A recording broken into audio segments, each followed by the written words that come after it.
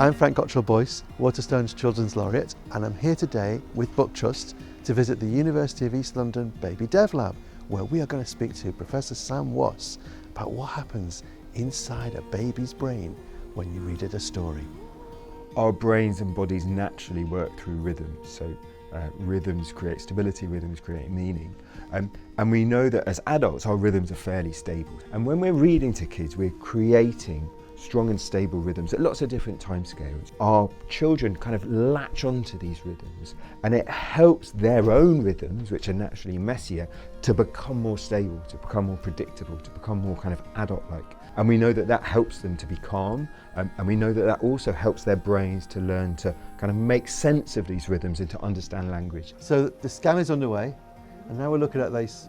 Is this like a visualization of the brain activity? Yeah, so this is very specifically looking at how Ashley's and Mia's brain is becoming synchronized at this moment, where you can hear Ashley's actually reading to Mia at the moment, and you can see the two brains are superimposed on top of each other, which we've just done as a rough visualization of the fact that their brain rhythms are in synchrony.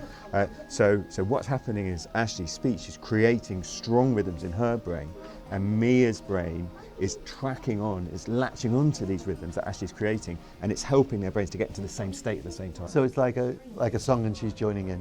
It's a song and she's joining in, yeah, and they're both singing to the same beat, and it's all been driven by this shared language input. It's been really great seeing the work today, because it's been really important for us at BookTrust to be able to show the neuroscience behind the work that we're doing and why early years reading really matters. Yeah, so it's been really great being part of the Reading Rights campaign, really special for me, because so much kind of neuroscience is quite kind of abstruse and technical, and to do something that actually feels like you're making a difference, it's been really, really fantastic for me.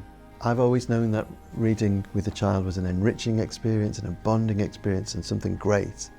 But here at Sam, it's like, it's more than that, it's something fundamental. It's something that's happening at a biological level, and it's part of how we become a person. Something happens in that moment between a child and someone who loves that child that is key to becoming a human. So we really need to defend that space.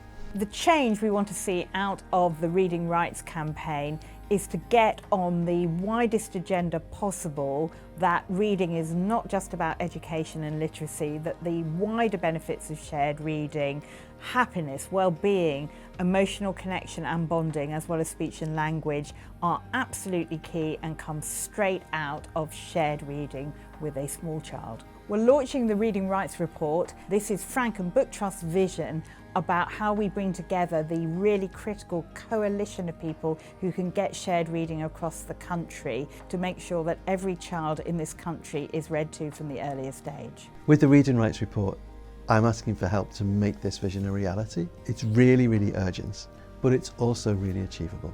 The invisible privilege of reading needs to become a universal right.